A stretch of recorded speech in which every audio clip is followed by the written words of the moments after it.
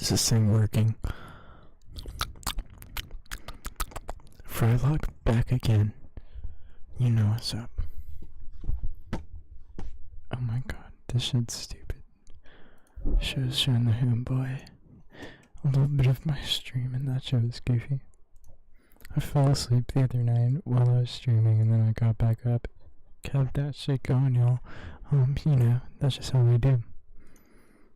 But I'm gonna make sure the audio's properly mixed. Hey y'all, Scott here. I've been doing a lot of thinking about myself, figuring out who I am, what I was meant to do. The one thing I can do that nobody else can. It's blowing up garbage. Okay, I think this is okay. If there's one thing I want playing Game Boy, it's restraint. I can do that myself. Handheld gaming is always been one of the most popular forms of gaming, but it just can't accomplish what a home console can. Let's get started. So I played a little bit without y'all. I did a story quest. Y'all can't be too mad at me then. But you know, now we're doing some slaughter fest. Just killing some bandits. I'm not playing that out there. I had always dreamed of a handheld capable of console experiences all my life. And in 2005, all my prayers were answered with the PlayStation Portable. The fabled home console had go. PSP now. The PSP was pretty damn close to a PlayStation 2 quality-wise. I mean, it wasn't as good, but on a screen as small as this, it can be hard to tell. But because of the comparisons one can make between PS2 and PSP games, numerous PS2 era series made the jump to portables with the PSP. Ratchet and Clank, Jak and Daxter each got exclusive entries on this little guy and played very similarly to their home console counterparts. Series like I did not know about Jak and Daxter's exclusive. I knew that Ratchet and Clank exclusive. But I think it's not exclusive anymore, Nikki. That's just right. I'm not dealing with that. You put in the work to make them special.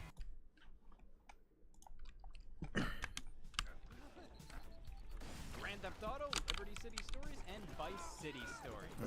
Original GTA titles exclusively for the PSP. That is incredible, and something you just don't see these days. It would be one thing to play Grand Theft Auto 3 on the go, but to play a game on par with Grand Theft Auto 3 on the go, that's an original game to boot. I mean, with how expensive game development is these days, they would have just put any old GTA game on the PSP, which makes Liberty City and Vice City Stories that much more special to me. The first time we were finally able to play 3D Grand Theft Auto on the go. I think it is cool whenever they do custom stuff for ports, especially if it's not branded the same. PSP to PS2 migration. Because of how similar games looked on both platforms, the PSP was great for PS2 games to run on it, and vice versa. It's surprising just how many PSP exclusives made their way over to the PS2, considering how this was a few years into the PlayStation 3's life. And never underestimate how well the PS2 sold. With an installed base of over 150 million systems, you'd be stupid not to be stupid. It's supporting the PlayStation 2 without actually supporting the PlayStation 2.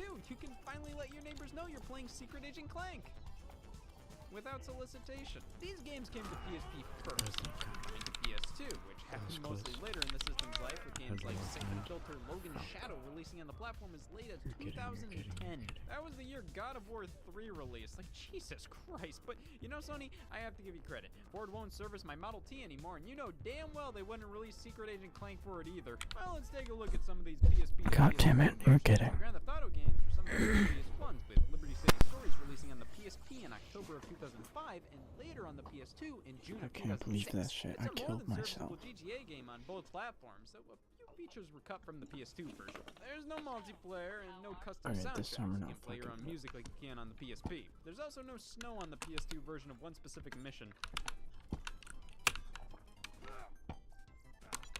The PlayStation 2 release does look nicer with higher quality graphics, textures, effects, the works. Though it does look more dull to me, but that could be the realism taking over. The PS2 game looks better, and by better, I mean fucking depressing. It's nowhere near as good looking as Grand Theft Auto San Andreas. It's still the same PSP game at its core, which you have to get used to with conversions like this. A jump from handheld to console truly does outline how these games aren't nearly as impressive when played at home on the big screen. Sure, it looks nice now, but I can't take it on the go anymore, so now there's not as much of an excuse why the fingers do what the fingers want. We left Scott the lawsuit. We want Sander. I'm also legally blind. Liberty City Stories was only $20 on PlayStation 2 at launch, though. Half the PSP version's price due to cutting multiplayer in the custom soundtracks, which made this an absolute bargain. I mean, we haven't even covered the mere fact that the game controls leagues better here than on PSP, simply due to the second analog stick and a set of shoulder buttons. Have you ever played a PSP game? Yeah, you have.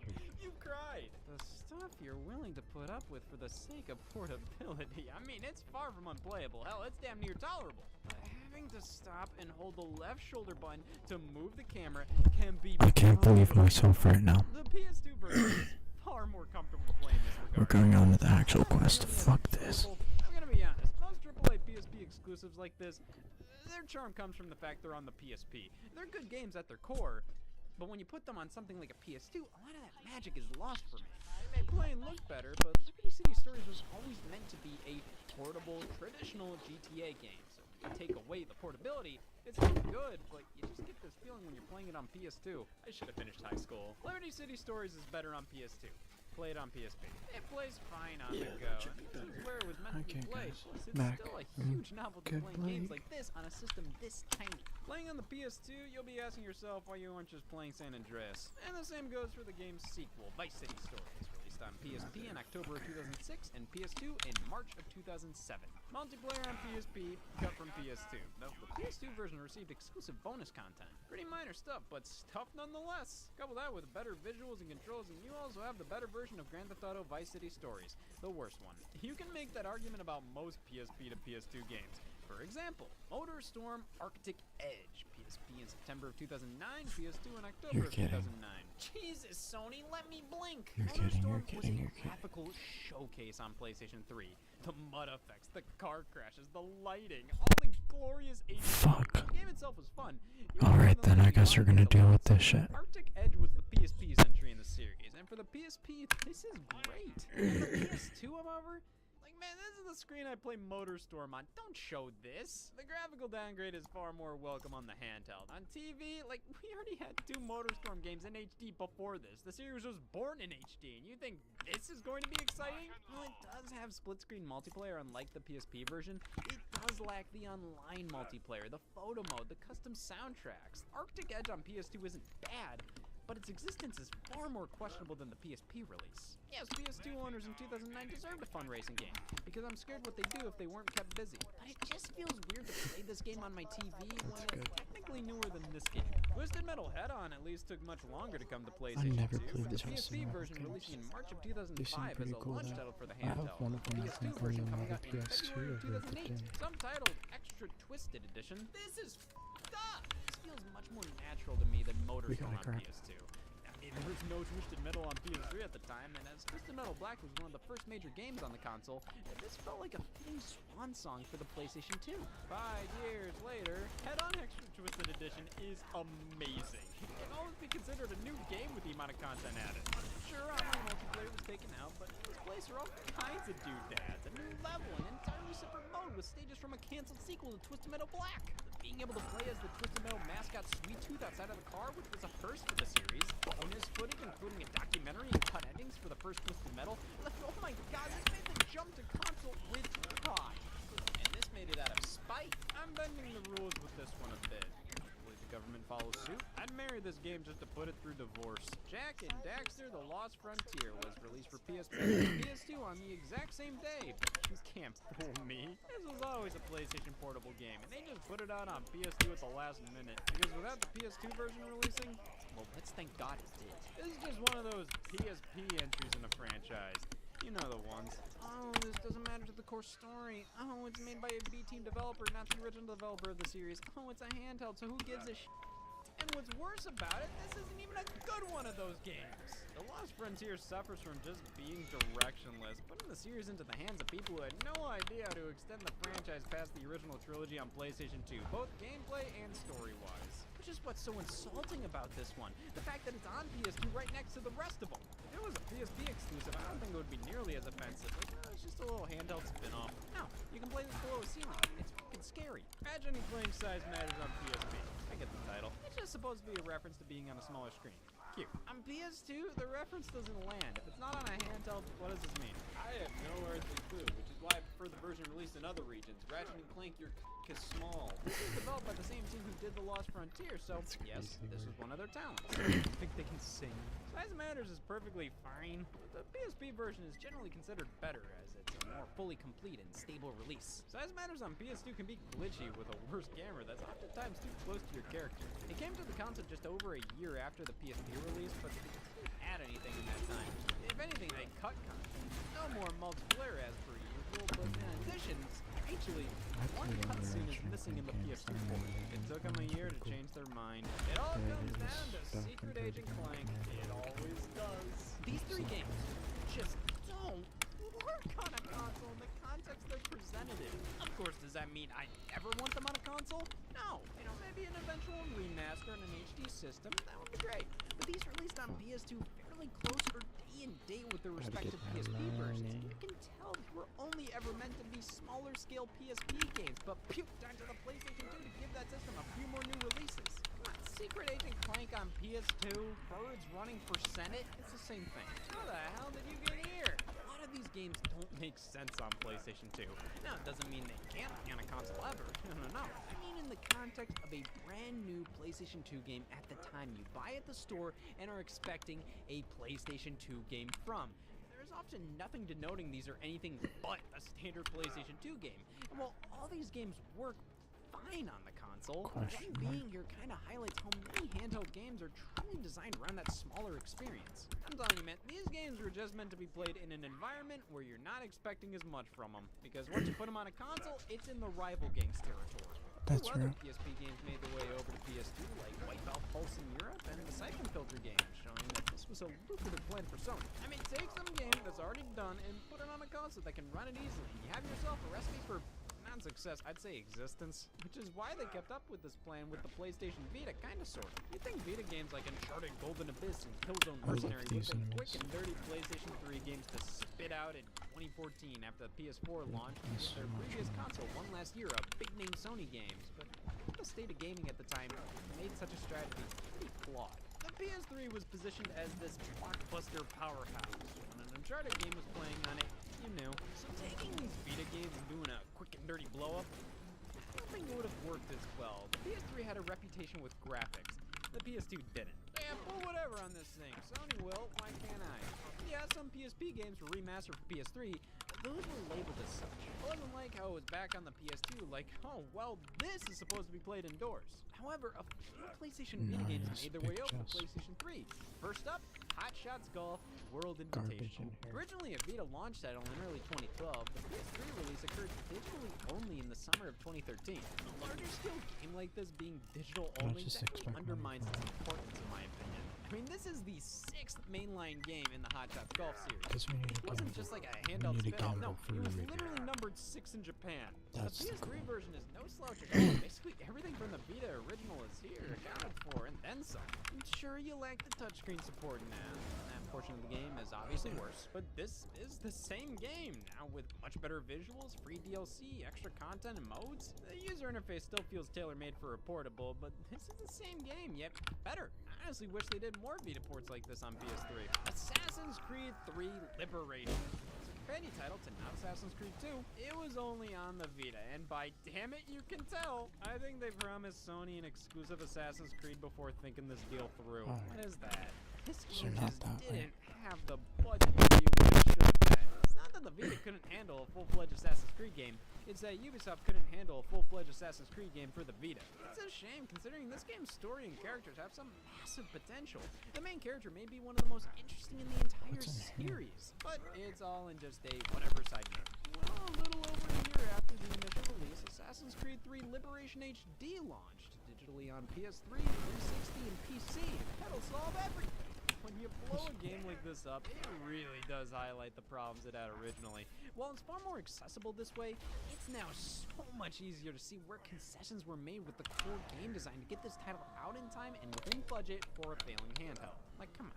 While this is the definitive way to play the game, it will never not feel like an awkward experience. On a home console, you're just going to be comparing it to the superior Assassin's Creed titles. On the Vita, you're playing it on the Vita. At least with a game like Batman Arkham Origins Blackgate, that's less of a wannabe home console game to go and more of its own thing. This launched right alongside Arkham Origins on 3DS and Vita and is a 2.5D side-scroller. The camera angles try to trick you into thinking it's anything but. However, I'm no fool. I bought this game thrice. Batman Arkham Origins Blackgate Deluxe Edition came to Wii U, 360, PS3, and PC just a little over 5 months later. Digitally only, including numerous extra features, new difficulty options, costumes, maps, the works. This game, I don't have a problem with on consoles. It's so different from the core Arkham games that it feels more like a unique spin-off rather than something trying to pass off as a traditional entry like Liberation or The Lost Frontier. Of course, the only reason why they did a 2D Batman Arkham game is to put it on a handheld, but that doesn't take away from this being a unique experience anywhere you play it. And visually, it's a nice bump up from the Vita. From the 3DS, The Frame Pro with wireless One Connect box.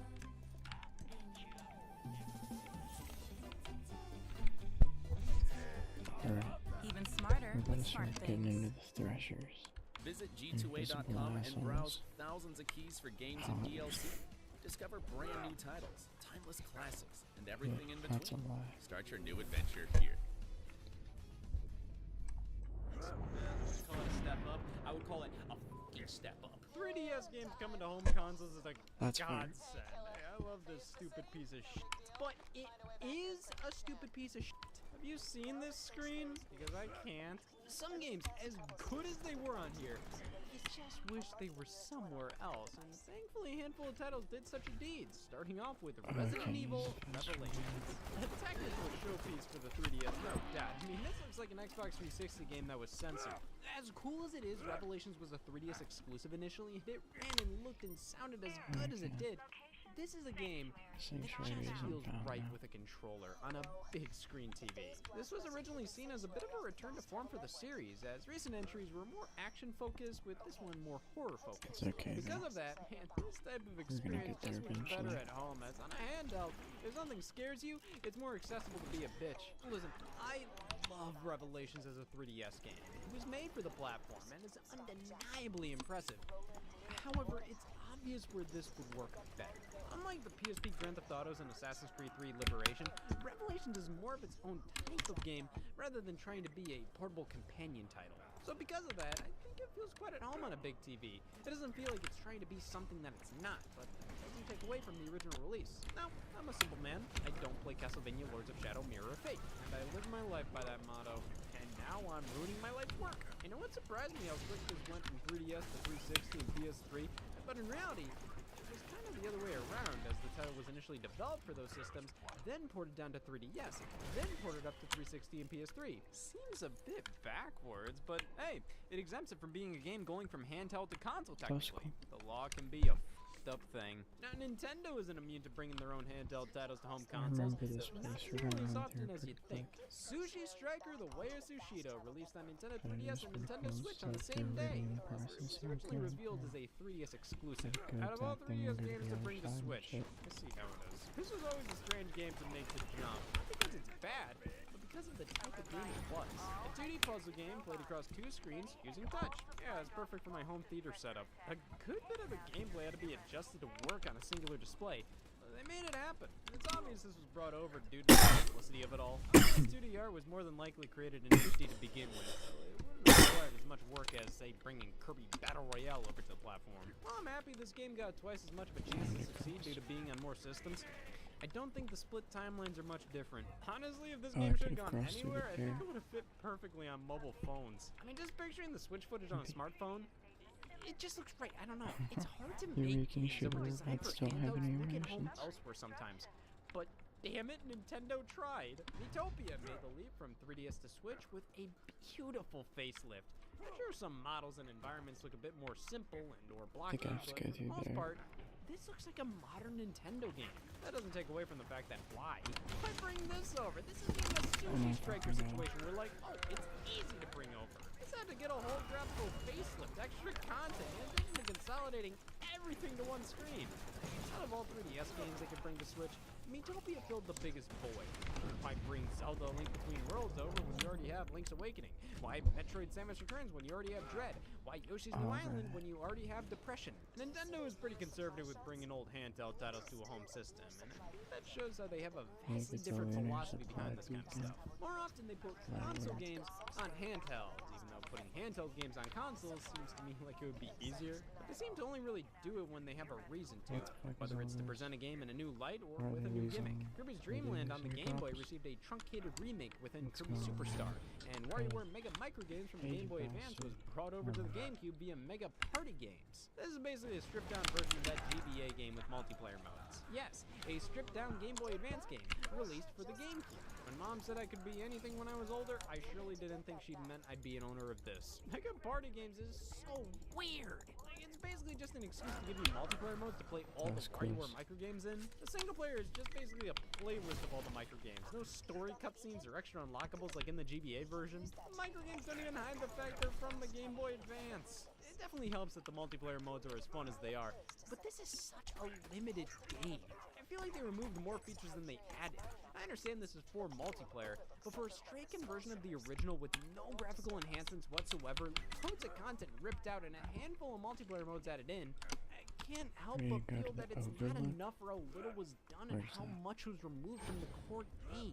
Well, WarioWare struck again on the Wii with the downloadable only WarioWare DIY Showcase.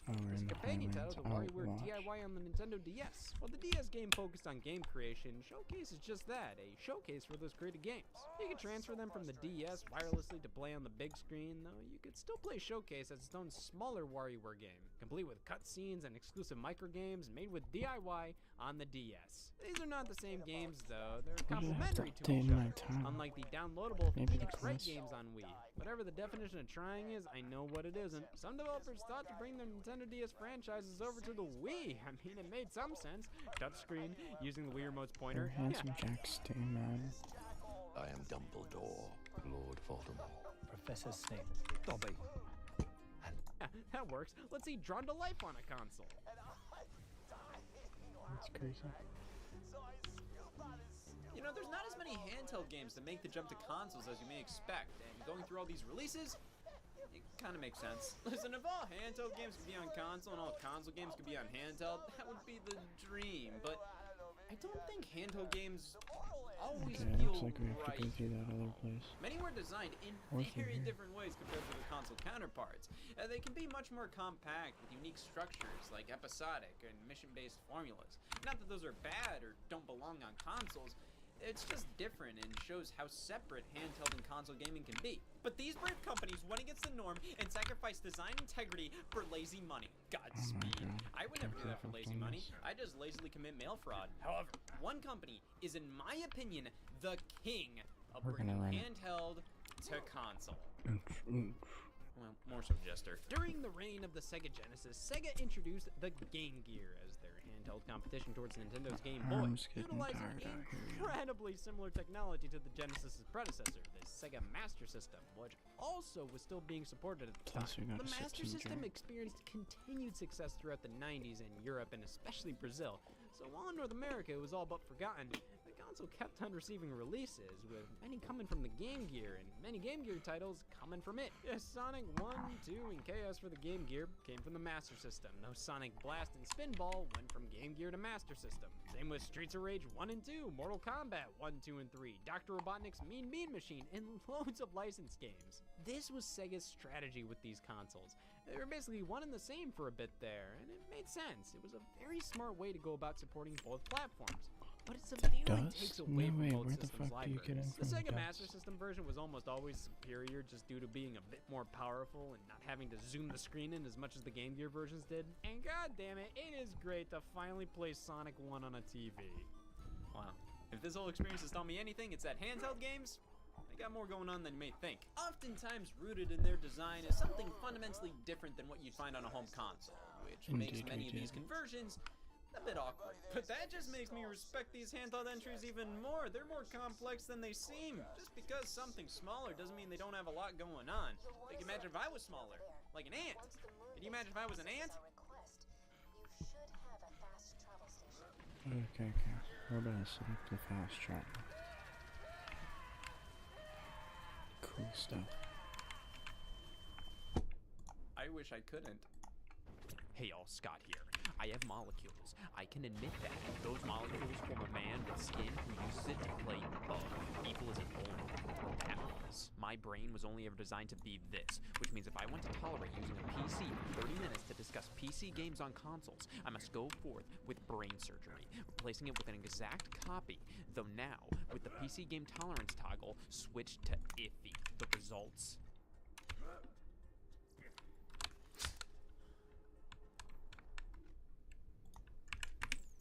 Maybe. What's scarier than a serial killer? A serial killer in your house!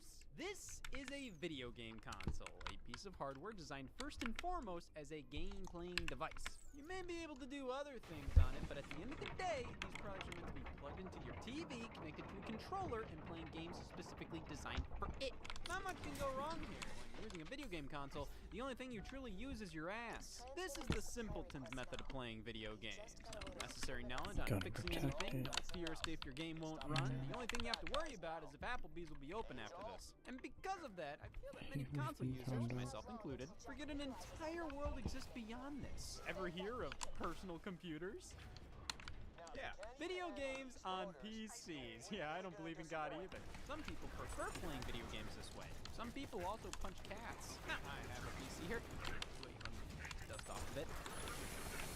Yeah, I am primarily a Mac user, which I can play games on here. Uno. There's actually more games than you may expect I release for Mac. That doesn't really take away how I like my computer to be for productivity and my console for pleasure. But hey, there's reasons some people prefer gaming on PC. Much like how many say there's some reason people fuck. A game console's controller only has so many inputs, with thumbsticks offering limited range on where you can go with them, compared to a PC's natural input, the keyboard and mouse. Yo, they got caps lock on this thing?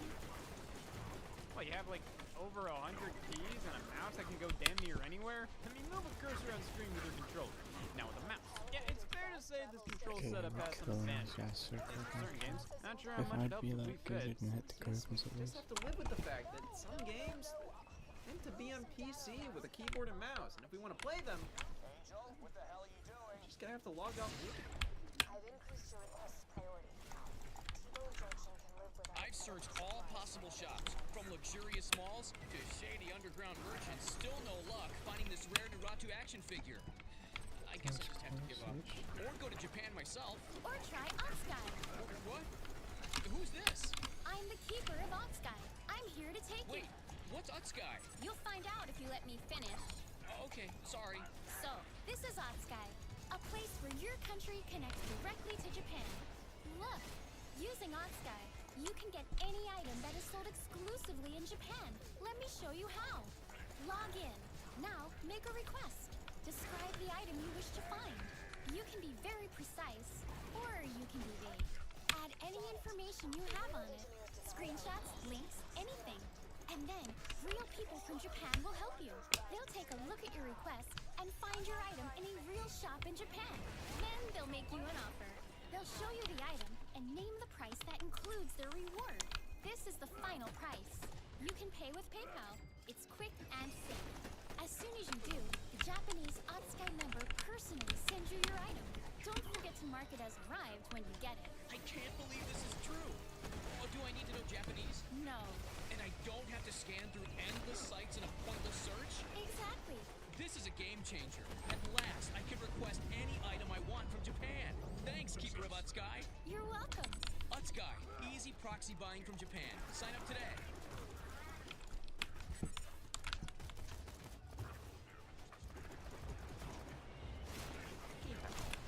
I'm too busy using my keyboard and mouse, not paying off my loans to play video games with them.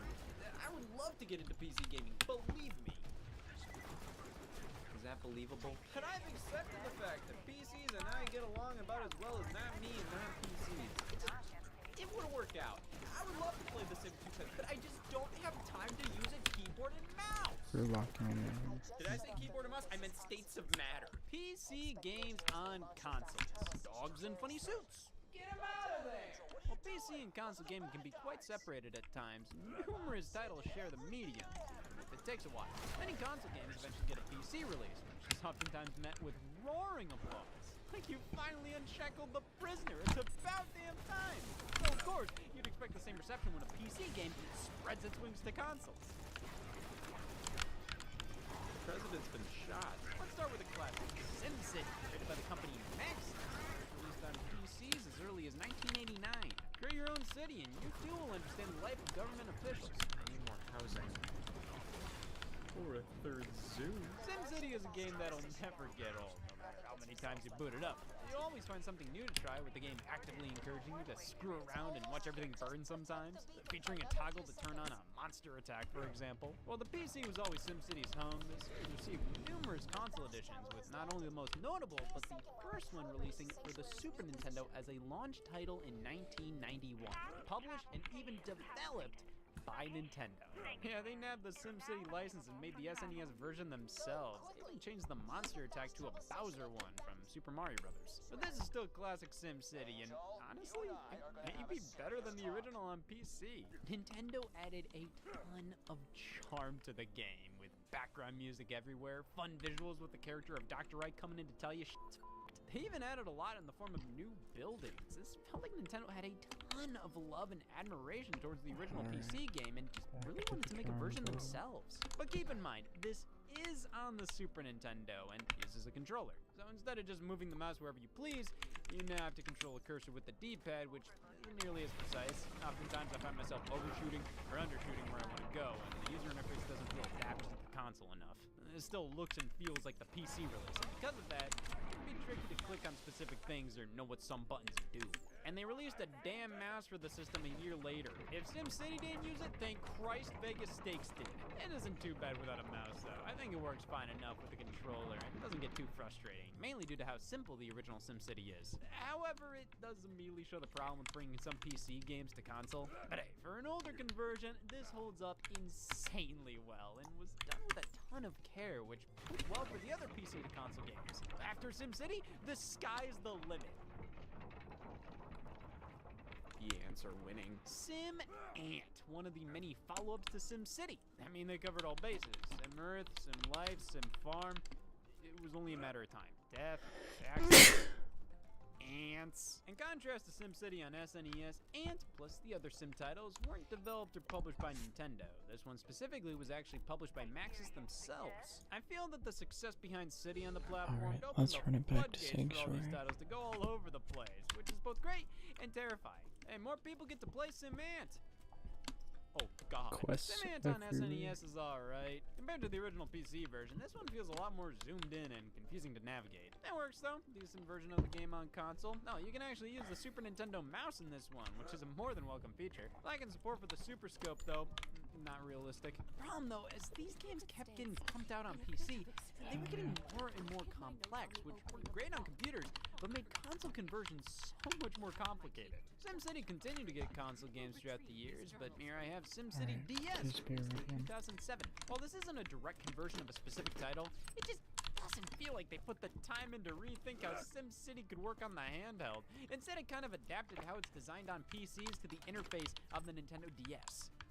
What? It works, it just doesn't feel as optimized for the DS as it could have been. Everything's too small and awkward to select with the stylus pen. How everything's shown at an angle while $69. it's clunkier and less intuitive to place objects with the stylus since your damn hand's in the way. It No, I seems can like it have would have been a full match made in heaven. The touchscreen can replicate a lot of the precision you get with the mouse. The problem is, they didn't make SimCity for the DS. They kind of just threw SimCity on the DS. Consoles just don't seem to be the right fit for many of these types of games, which is why sometimes they'll put out original games based on PC series just for these things. From the Sim series, only for Wii and Nintendo DS, we got Sim Animals. Now, why was this not on PC?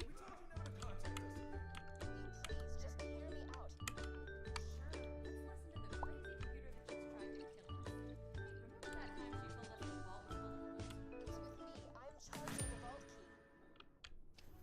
He's with me. I'm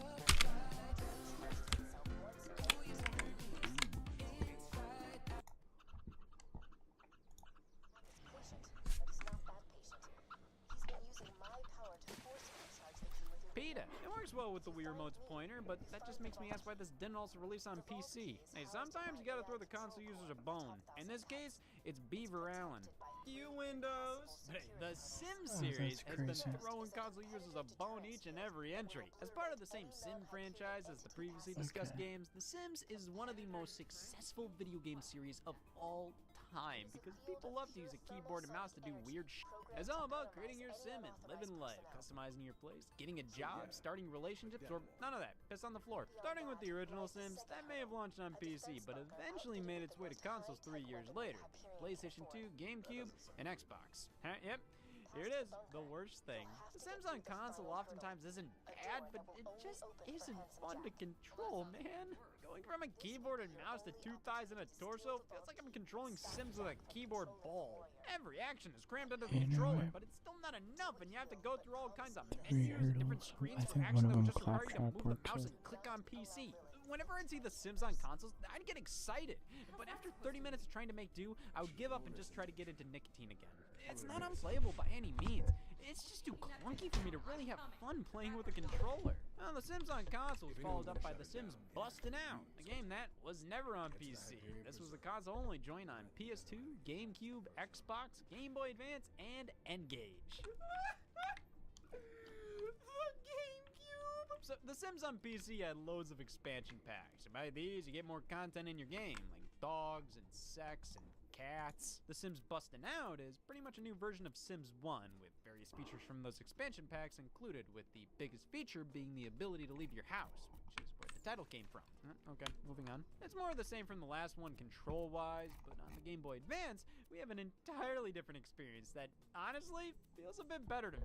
It's not There's trying so to be many a side consoleized quests. version of a PC game because it's on the GBA. They just had to flat out make a different thing entirely. This is more of an adventure game with RPG life simulation elements. You can't achieve the level of detail on consoles and PCs, so why even bother? Just make something that works leagues better on the Game Boy Advance while retaining the character of The Sims. Beautiful. The console version?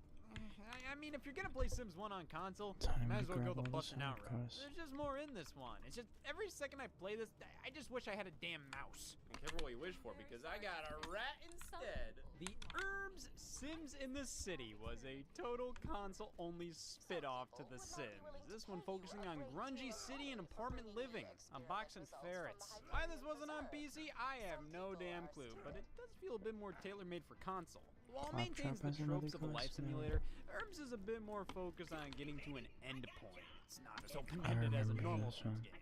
You want to build up your rep across all the districts, and that lust is what drives you through the experience, whereas normal Sims games, I'm gonna make it piss your pants. This game looks like it tried Monster twice. The Sims 2 on consoles features a new control scheme where we aren't telling our Sims where to go with a cursor, we just control our Sims outright. Scared the shit out of me when I first played. This goes against everything I expect from The Sims, but I will accept it for the sake of my happiness. It's so much more enjoyable to use a controller with a control scheme like this.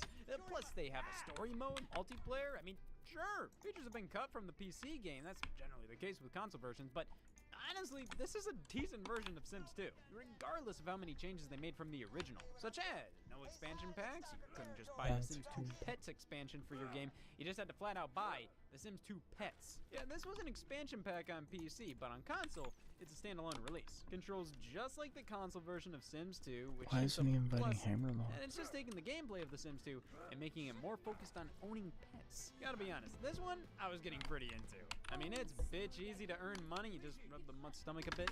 That's a new sync right there. And I found the house building and editing controls to be surprisingly intuitive on the GameCube controller. The Sims 2 console lineup is actually pretty well done overall. They even did a console-exclusive spin-off, The Sims 2 Castaway, focusing on surviving on a deserted island. It felt like they were improving the state of Oh, we can Sims get the on law console from that more quest. and more with I don't wanna each get new here. entry. Genuinely, these games, even if they remove some features from the PC versions, work well on a controller. They feel optimized for them. But when The Sims 3 launched on Xbox 360 and PlayStation, Brought to you by Rogue. Neil Monster. Oh, what?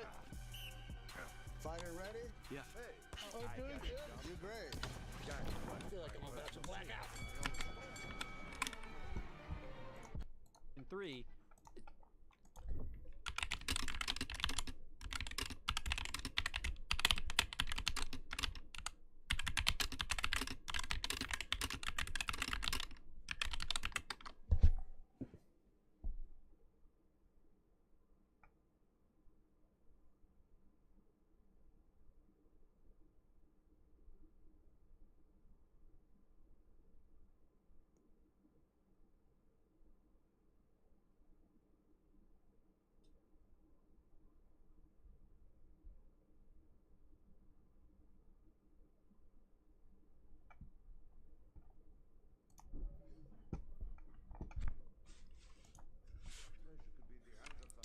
gonna wait on that one. Head back to that city-sized hole in the ground and get my safe back.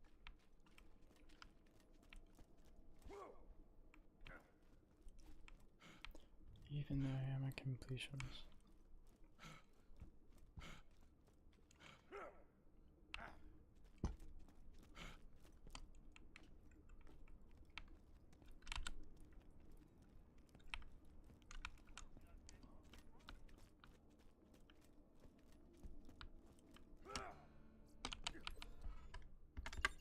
Back, I won 2 prizes in Moxie's Underdome. A chest full of loot and Moxie herself. I lost the second prize to Jack, and the first to a thief named Carson. I don't care if I never see those guns again, but if you want them, just find Carson in the dust. Bad. I set up some pizza and some sparkling wigglers. Just hit that boombox and we'll get this party started.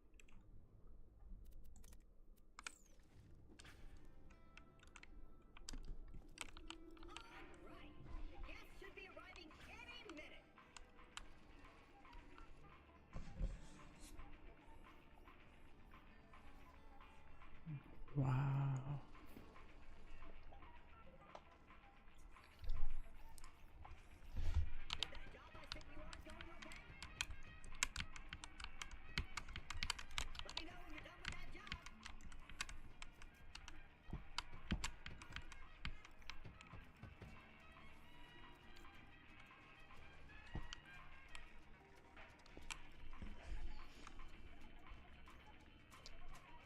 This shit is so far. This is like my favorite part of the game.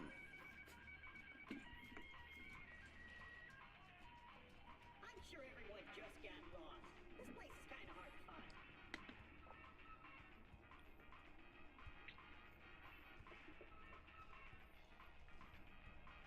Feel free to mingle with, nobody. Is that job I sent you on going okay? Yeah, no one's gonna talk to you if all you have to say is that job I said I'm doing okay.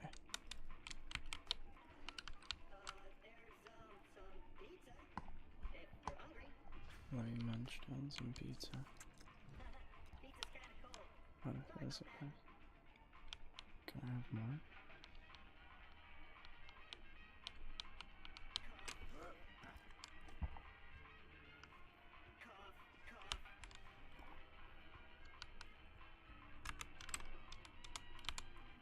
Ooh, what happens if you scan this QR?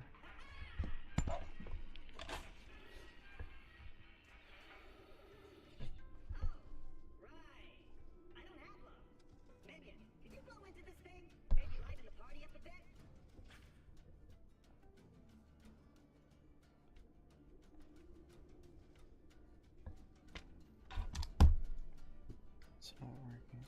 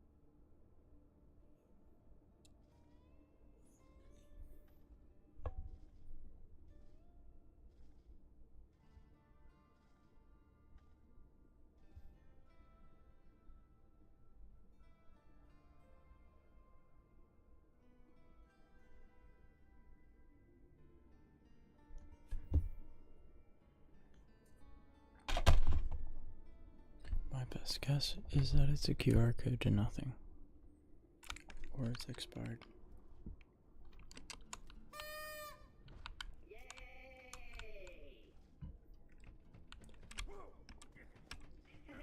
You enjoying the party? I'm enjoying the party. Is that job I said you are going okay? Sigh. Well, I think that about wraps it up. Thanks for coming to my party, minion. It looks like I bought way too much pizza.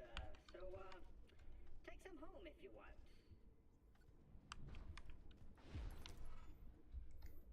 That was the best party I've ever thrown.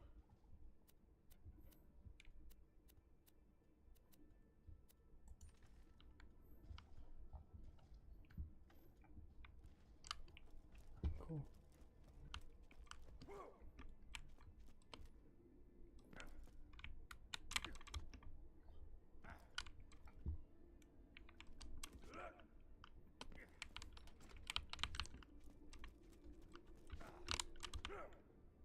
Time to gamble.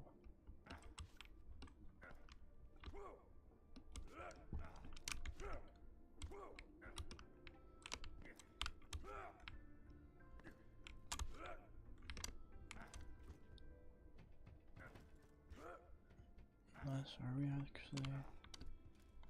No, we're not at the place we're about to be.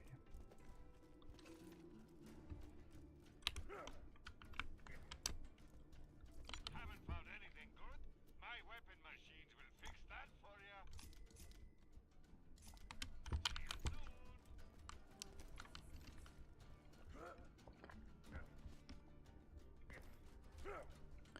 Let me show y'all something crazy.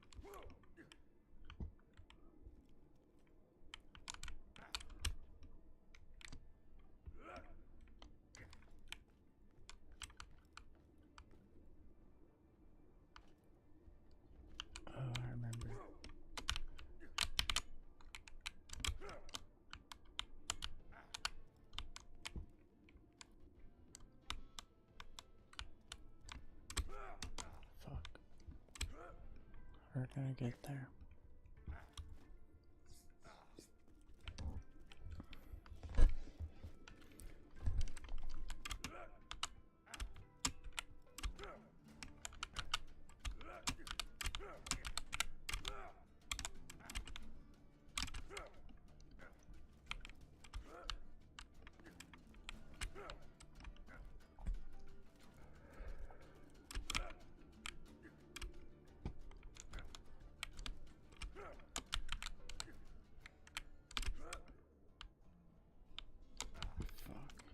Okay, it's not even worth it.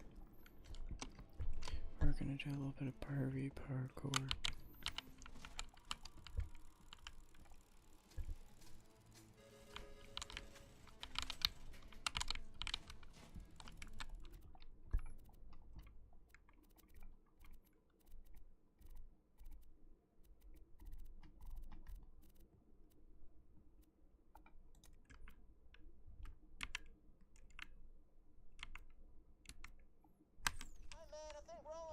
Check out the town of Overlook. See if you can help the people there or whatever. Them folks been cooped up in their houses ever since they got the shivers. Dollars to donuts, they could use your help.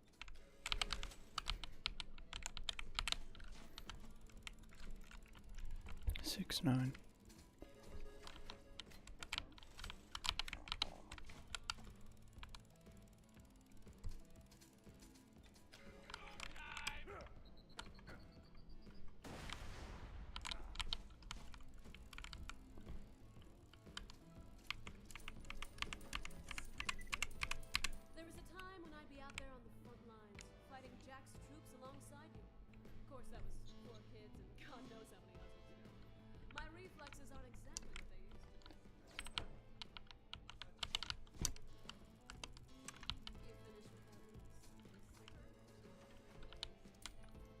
Appreciate it, sugar. That reminds me of something Jim Jones. I like it. I want it. He said, "Ping dong pong, Daryl has been about."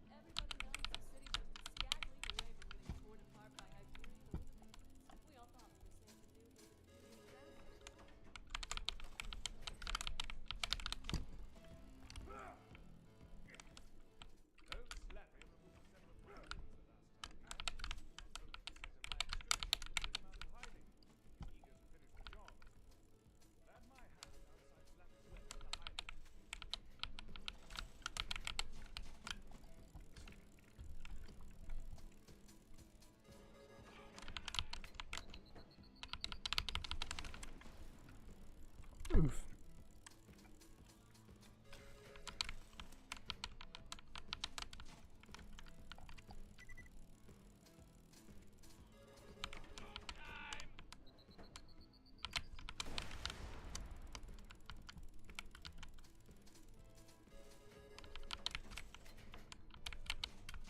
No, we're not getting anything good.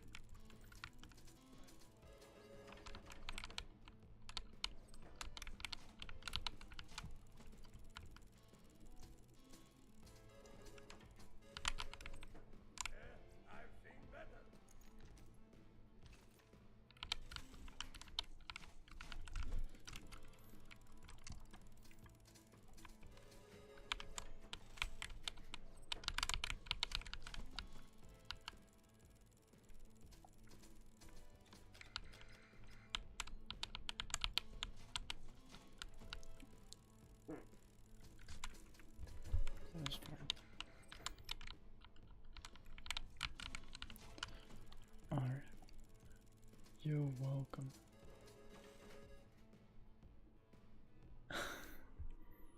I gave you a broken block. There's no fucking way. I just saw that shit. Welcome into the stream. We're gambling right now. You know what's up. Actually, I don't even know how long ago that was. That's probably fucking forever ago. It's my bad, G.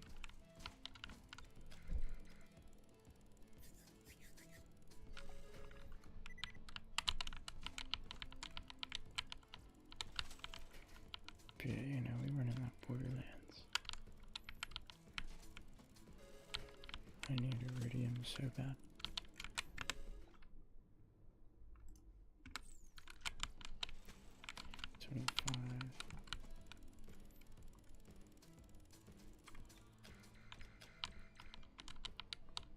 We're almost at a full inventory of weapons, then we stop.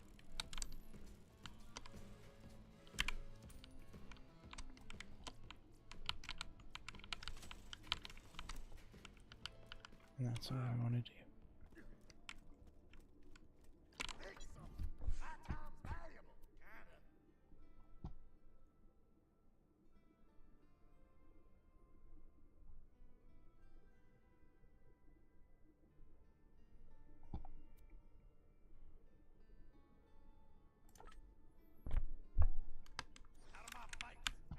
Gotta get the shotgun ammo upgrade. Not starting that quest until we're like level 30 at least. Gotta make the most out of that gun.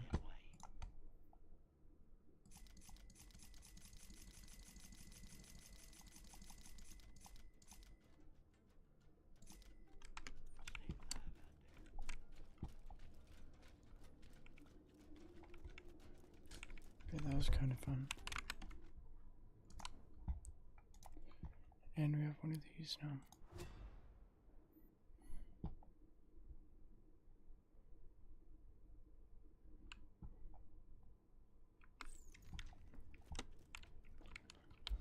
Alright, I guess let's do it.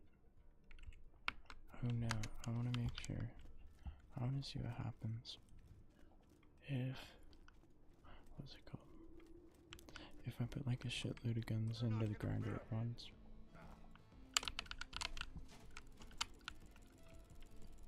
Back to gambling.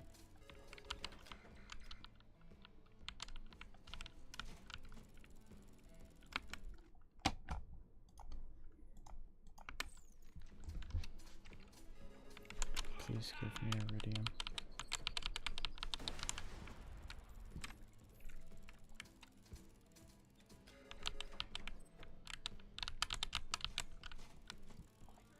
I need the jackpot.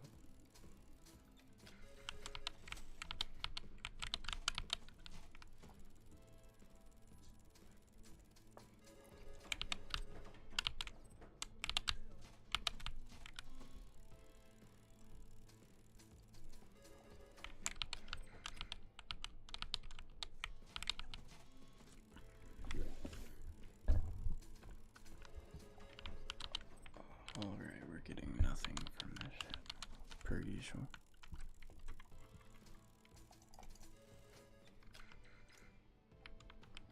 You're kidding, that was a hit.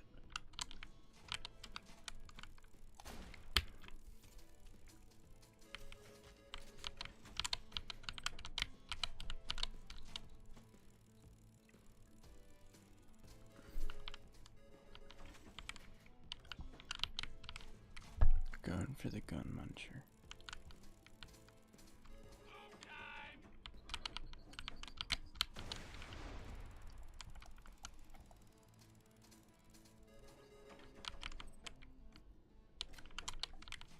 The slag weapons aren't bad, they're just low level.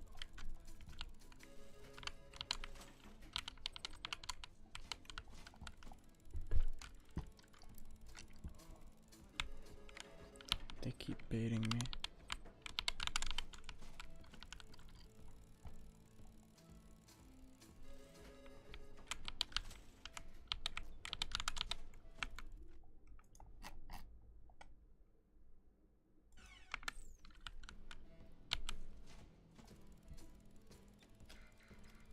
You're kidding.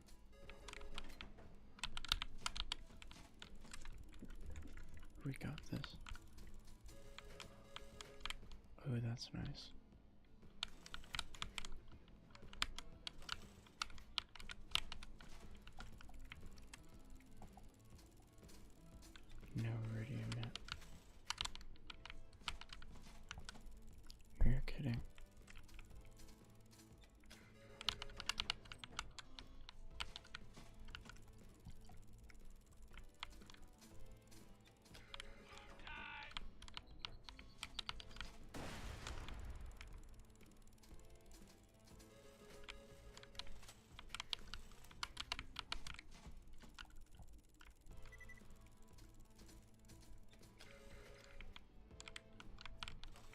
Okay, that's all I care to take.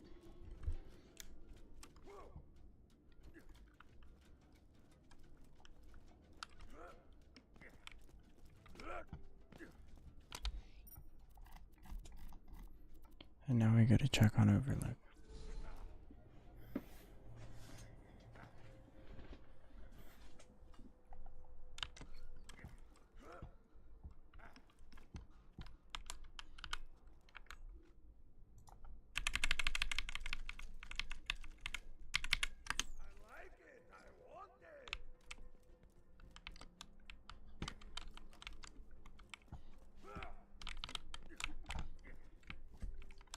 Well, a few of them fell off the map. Literally none of them went to the grinder.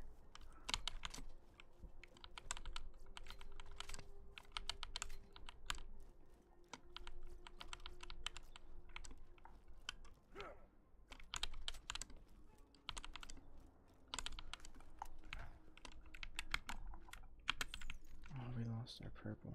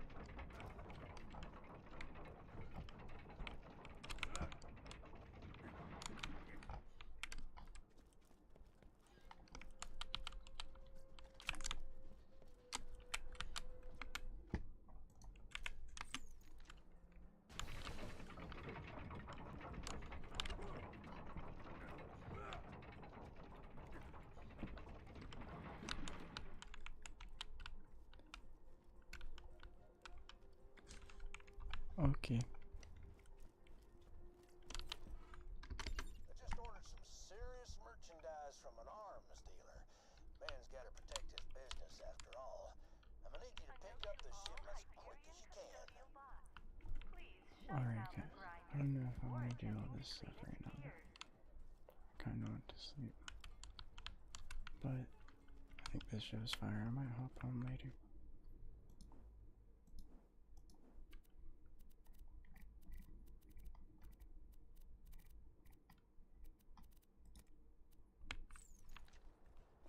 Cool shit.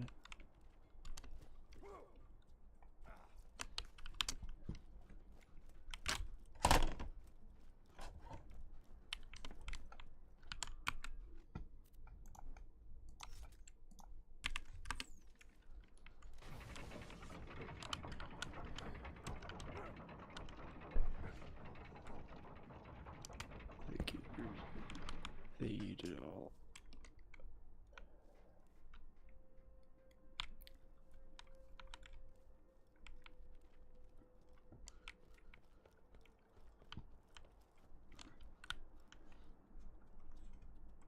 But yeah, we're gonna save and quit. But that shit was pretty fun. We got through a whole area. But like all good things, it must come to an end.